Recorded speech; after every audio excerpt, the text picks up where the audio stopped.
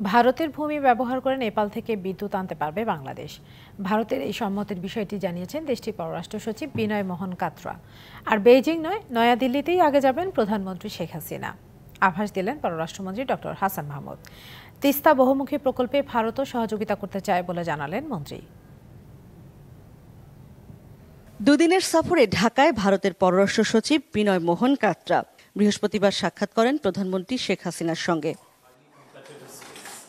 পররাষ্ট্র মন্ত্রণালয়ে ডক্টর হাসান মাহমুদের সঙ্গে সাক্ষাতে সীমান্তে হত্যা বন্ধ, ভারতের ভূমি ব্যবহার করে নেপাল থেকে বিদ্যুৎ আনা সহ নানা বিষয়ে আলোচনা হয়। এবং আমরা ফিজিক্যাল কানেক্টিভিটি নিয়ে আলোচনা করেছি, সেটা অনেক দূর এগিয়েছে এবং বিশেষ করে নেপাল এবং ভুটানকে ট্রানজিট দেওয়া এবং নেপাল এবং ভুটান থেকে জলবিদ্যুৎ আমদানি করার ক্ষেত্রে ফ্যাসিলিটেট করা ইতিমধ্যেই, এবং সেটি হলে পরে আমরা নেপাল থেকে 40 মেগাওয়াট বিদ্যুৎ আমদানি করতে পারবো ভারতের উপর দিয়ে। প্রধানমন্ত্রীর সফরে বেইজিং না দিল্লি কোনটি গুরুত্ব পাবে এই প্রশ্নে পররাষ্ট্রমন্ত্রী জানান, বেইজিং এর চেয়ে দিল্লি কাছে।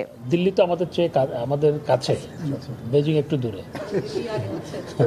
তো তারপর মাননীয় প্রধানমন্ত্রী অনেক আগে থেকেই ভারত সফরের কথা রয়েছে, কিন্তু তাদের সেখানে যেহেতু ইলেকশন, সেই ইলেকশন শেষ না হওয়া পর্যন্ত তো কখন সফর হবে সেটি নির্ধারণ করা যাচ্ছে না। তিস্তা বহুমুখী প্রকল্পে সহযোগিতা করতে চায় ভারত, বলেন পররাষ্ট্রমন্ত্রী।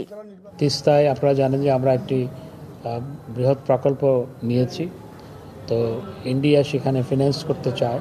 যে প্রকল্পটি বাস্তবায়ন করা হবে সেটি আমাদের নিড অনুযায়ী হতে হবে, আমাদের নিড যাতে ফুলফিল হয় সেভাবে হতে হবে। ইশরাত জাহান উর্মি, ডিবিসি নিউজ, ঢাকা। 1, 2, 3 ঢাকায় জমি জিতে নিন 100% ক্যাশব্যাক সহ 20 কোটি টাকার পুরস্কার।